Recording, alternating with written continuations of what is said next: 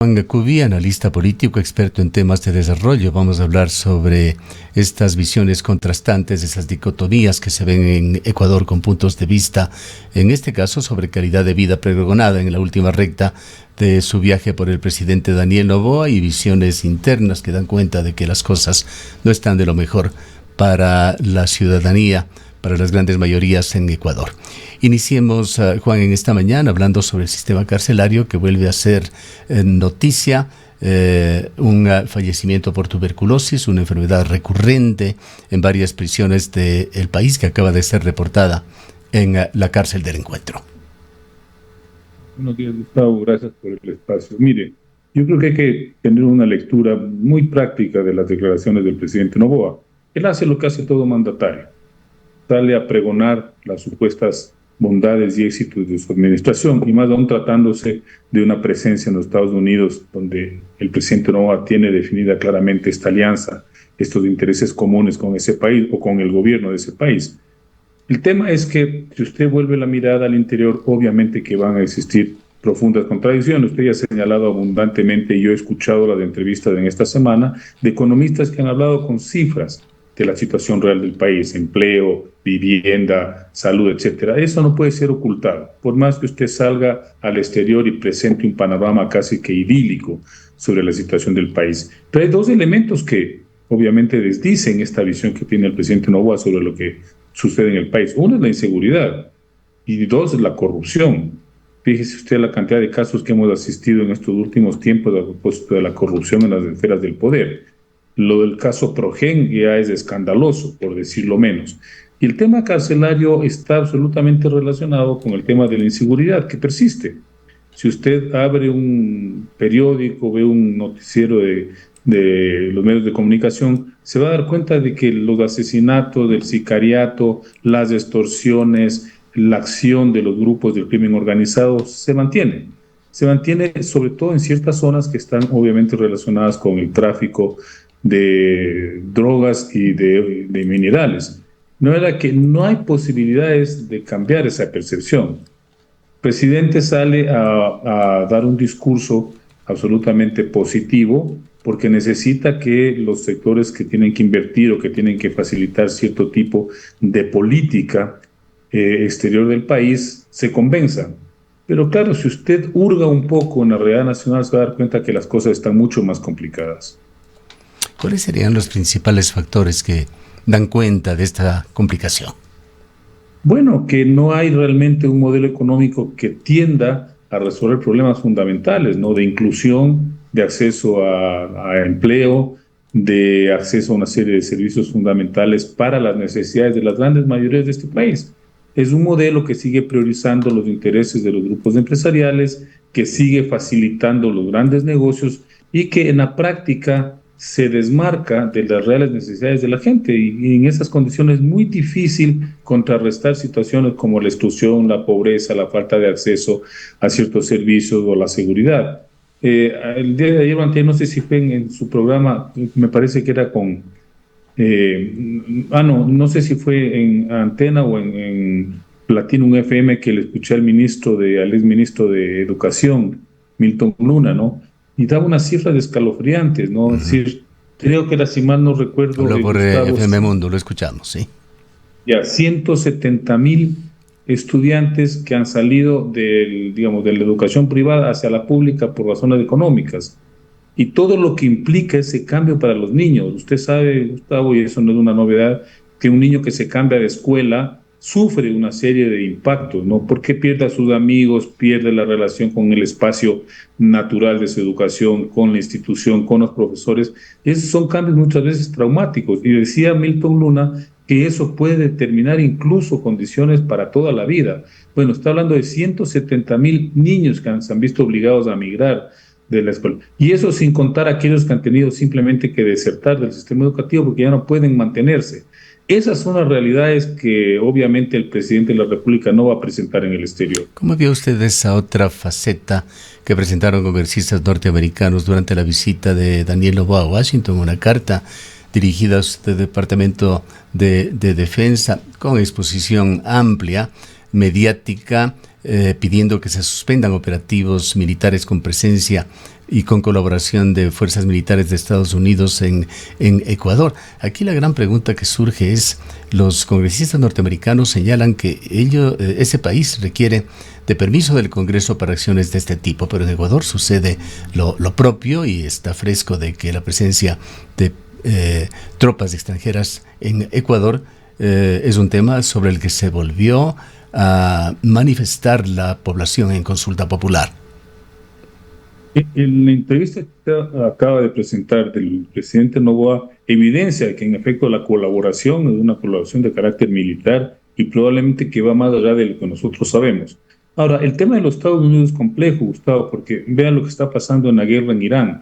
Inclusive contra disposiciones, peticiones y exigencias del propio Congreso, el presidente Trump ha procedido a realizar una serie de acciones que estarían inclusive traspasando los límites constitucionales de ese país. En México está ocurriendo lo mismo. La presidenta Sheinbaum tiene que salir a cada momento a desmentir la presencia de agentes de la DEA o de la CIA en la lucha contra los carteles de la droga. Y no obstante, ocurren los hechos y aparece que están ahí metidos hasta el fondo de la política mexicana, ¿no?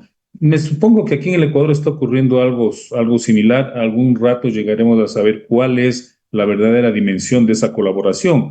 Pero es obvio, es evidente que los Estados Unidos, el gobierno de los Estados Unidos, en esta lógica de intervención que tiene Donald Trump, va a aprovechar cualquier resquicio que le permita a los países para tener una mayor injerencia. No se olvide que en este momento, Gustavo, hay una disputa geopolítica que no está resuelta, obviamente, y que puede ahondarse entre los Estados Unidos y China, que implica, entre otras cosas, la presencia de ambas potencias en distintas regiones, en distintos continentes en el mundo. Y América Latina es un territorio de disputa. Las últimas décadas se ha convertido en un territorio de disputa entre estas dos grandes potencias, y eso incluye también estrategias y acciones de carácter militar, policial, de seguridad ciudadana, etcétera. Ahora vayamos a algunos indicadores utilizados por el presidente para sustentar sus aseveraciones. Él señalaba que la pobreza ha bajado en Ecuador al 21,4%, que hay una mejora en la calidad de vida de los ecuatorianos. También se ha resaltado al cierre de esta semana por parte de medios y portavoces del gobierno que Ecuador se encuentra en el punto más bajo de riesgo país en algunos años, 2-3 años, se encuentra en 400 puntos, pero en esta semana igualmente en una serie de entrevistas en uno de los puntos más flacos del servicio social del gobierno en la salud, han quedado expuestas cifras muy preocupantes. Ejecuciones presupuestarias de un 17% en el IES, ejecuciones presupuestarias de un 55 a un 60% en los hospitales del país, con una situación absolutamente precaria en la salud pública. El riesgo país es un indicador que puede ser un poco engañoso, Gustavo, porque puede servir para cierto tipo de inversiones. Obviamente, usted presenta indicadores que facilitan los negocios, pero el tema va más allá. Es decir, ¿qué implica el riesgo del país en términos ya de condiciones de vida de la mayoría de la gente? Creo que fue ayer o anteayer, Gustavo, ustedes estuvieron en su programa la entrevista de Patricia, me parece, que es Patricia Borja, sino que Borja, es la delegada esta, una persona que conoce a fondo la realidad del IES, y ella señalaba realmente la amenaza a la que está expuesta esa institución, precisamente por la ausencia de políticas que sostengan un sistema o un esquema de seguridad social. Hablaba de una deuda que bordearía los 27,000 millones de dólares y señalaba que podría ser incluso menor de lo que realmente está ocurriendo. Con eso no solamente que es imposible sostener algo tan fundamental como la seguridad social, sino que estaría en riesgo incluso de colapsar el sistema de seguridad social en este país, lo cual sería una catástrofe, ¿no?, para los más de 3 o 4 millones de personas que somos afiliados, muchos de los cuales ya estamos accediendo a la jubilación. Esa es la situación real que vive el país. Y también recuerdo que señalaba algunas deficiencias del sistema público, es decir, los servicios que da el ministerio. No hay que ser muy agudos, Gustavo, para señalar esas deficiencias, porque a diario se ve en la situación que reportan los noticieros de los distintos medios, cuál es la situación que está enfrentando la gente de a pie, la gente común y corriente, ¿no? Un sistema que ya no responde a las necesidades de la gente, al margen de que hay una discusión que no viene al caso sobre el sistema de salud que vive este país. Esas son las realidades, Gustavo. En Y eso, forma previa, si me permite, antes de la entrevista con Patricia Borja, justamente habíamos refrescado las declaraciones, ese minuto que utilizó el presidente de la República en el debate presidencial para hablar del IES, en donde ofreció una cosa radicalmente diferente a lo que está sucediendo, pero allí quisiera tomar una cifra en particular. Él señaló que la solución para el IES es el de incrementar el empleo en el país, el empleo formal, el empleo adecuado, que con eso se recuperaría la institución. ¿Qué ha pasado con este tema en el país? O sea, ese argumento, Gustavo, es obvio, ¿no? O sea, mientras más afiliados hay mayor aportes a la seguridad social y por lo tanto hay mejores coberturas. Eso es indiscutible, ¿no? Eso se lo sabe. El tema es cómo lo hace. ¿Cómo puede usted asegurar pleno empleo si las condiciones económicas no facilitan eso? Y según los datos que estaba viendo, incluso ha habido un descenso en el empleo formal, lo que hay un incremento, por ejemplo, de estos emprendimientos que se llaman, pero que esos emprendimientos no necesariamente aportan a la seguridad social. O sea, generan ingresos para ciertas familias o ciertas gentes, pero no están garantizando que aporten a la seguridad social. Por lo tanto, el sistema de seguridad social va lentamente agonizando. ¿Por qué? Porque cada vez hay menos afiliados, cada vez hay más dependientes de las pensiones y por lo tanto no se puede sostener. Porque esa es como una pirámide, es decir, los nuevos, los jóvenes que acceden a un empleo y aportan a la seguridad social mantienen a los viejos, a las personas que ya son jubilados. Ese esquema es el que está en crisis y no veo que exista una decisión desde el gobierno para resolverlo. Usted es experto en temas de desarrollo. ¿Cómo ve la situación que también ha sido traída a flote, puesta sobre la mesa en esta semana, en el sentido de que el consumo en Ecuador está subiendo, como una muestra de que hay liquidez en la gente de a pie? Marco Flores, tenemos que citarlo nuevamente, afirmó en su entrevista que no son cifras reales, que el consumo en realidad cae, que muchas familias se están empobreciendo, que tienen que endeudarse para resolver sus problemas de salud e incluso para alimentarse. Ahí habría que hacer dos abordajes, Gustavo. Uno es la veracidad de las cifras, que está señalando que Marco Flores, que es un reconocido economista en este país, señala que las cifras no reflejan la realidad, lo cual me exime de hacer un comentario. Pero la otra, que es más grave, es cuánto de esa economía del consumo se sostiene en actividades ilícitas. Y probablemente si hacen un análisis a fondo nos vamos a dar cuenta de que gran parte de la economía popular, de la economía común de la gente, está anclada, depende o está relacionada con actividades ilícitas, ¿no? Como el narcotráfico o el tráfico de minerales. Entonces ahí nos preguntamos, bueno, ¿de qué economía estamos hablando? Claro que puede haber consumo, pero si ese consumo depende de actividades ilícitas, quiere decir que la economía del país sigue enferma. Y hay una situación además de inequidad. El 20% más rico de la población está concentrando, nuevamente son cifras estadísticas, más del 50% de los ingresos totales del país. Bueno, es una realidad que llevamos heredando desde hace décadas. Nada nuevo, Gustavo, respecto del tema de concentración de riqueza, y usted lo puede ver simplemente si revisa anualmente cuáles son los indicadores del rendimiento de las grandes empresas de este país. Siguen siendo las mismas, siguen concentrando altísimos ingresos, siguen en un esquema de pago exiguo de impuestos, con lo cual no contribuyen al bienestar de este país. Pues ese modelo no ha cambiado en los últimos 100 años.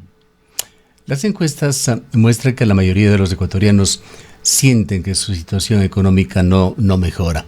Sin embargo, al dar un criterio sobre el presidente, su gobierno, su credibilidad, las cifras no son tan malas. Cierto es que está un año en este gobierno, pero suma más de 2 en su periodo total. ¿Cómo es que no se refleja esa brecha entre datos oficiales y la percepción social de una manera drástica en tiempos como ahora, recorridos? Me refiero al ejercicio del complejo cargo presidencial en Ecuador. A otros presidentes les ha ido mucho más mal. A ver, eso es llamativo. La verdad es que usted a mí me sigue sorprendiendo. Habría que obviamente ver si esas cifras que reflejan las encuestas en efecto están bastante bien fundamentadas. No digo porque las tergiversan las encuestadoras, sino porque a lo mejor la medición no es adecuada. Y yo creo que eso es relativo porque en las últimas elecciones de noviembre del año pasado el presidente fue derrotado ampliamente en su consulta. ¿Eso qué refleja? Que en efecto hay una mayoría del país que rechaza sus políticas. Habría que preguntarse en qué se sustenta la aceptación del presidente, porque son ya 2 años y medio de ejercicio del poder, no un año, son 2 años y medio real que está en el gobierno.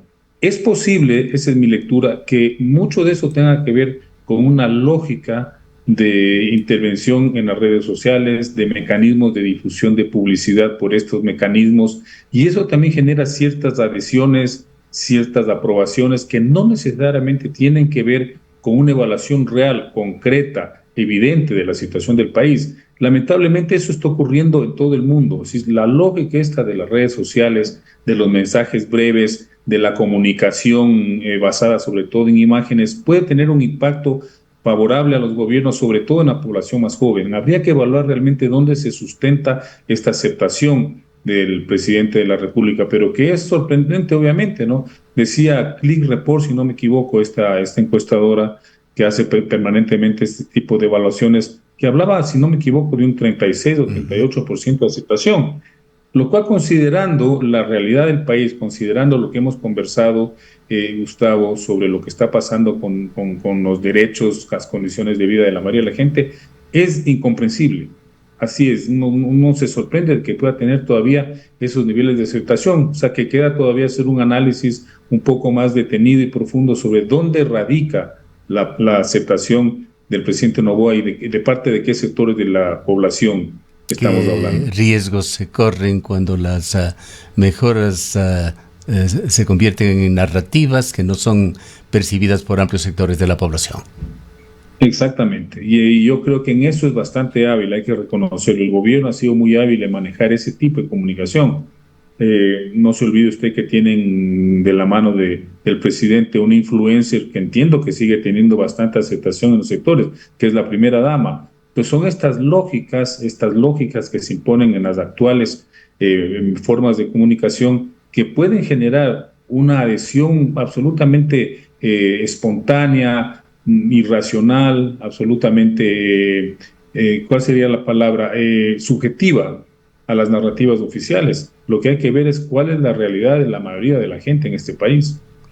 ¿Y cómo percibe usted esos horizontes de desarrollo del país que todos quisiéramos que mejore, indudablemente?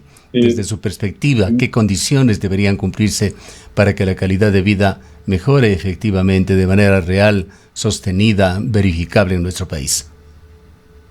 Mire, Gustavo, un aspecto fundamental de un modelo económico que sea más incluyente. Y lo que estoy diciendo suena pero grullada, porque es lo que dice todo el mundo, pero hay que discutir en efecto cuál es un modelo económico que en lugar de generar riqueza para determinados sectores sociales y económicos del país, realmente pueda generar una riqueza, eh, procesos de incremento de ingresos para la mayoría de la gente. Pero también tenemos un sistema institucional que es gravísimo, que está casi que en un colapso total.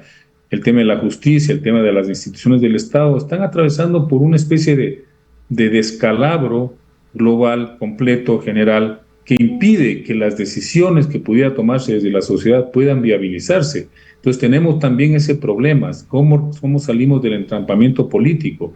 Tenemos una crisis de representatividad. La gente ya termina votando por los que aparecen en una papeleta, no porque tengan la confianza de que van a cumplir su función de acuerdo a las aspiraciones del votante. Esa es una crisis que se está ahondando y ahora en noviembre tenemos unas elecciones seccionales que pueden evidenciar que esa decisión que toma la gente en las urnas no es compatible con la realidad de este Será país. muy importante esa lectura de lo que arrojan las urnas.